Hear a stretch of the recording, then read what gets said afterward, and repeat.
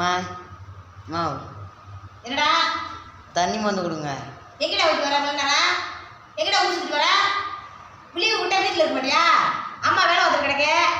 அம்மாவுக்கு எதையாவது உதவி பண்ணுவான், ஒரு தண்ணி பண்ணி மோந்து கொடுப்பான். எதையாவது பண்ணுவோம் இல்லாமல் ஊர் சுற்றிக்கிட்டே இருக்கிறது.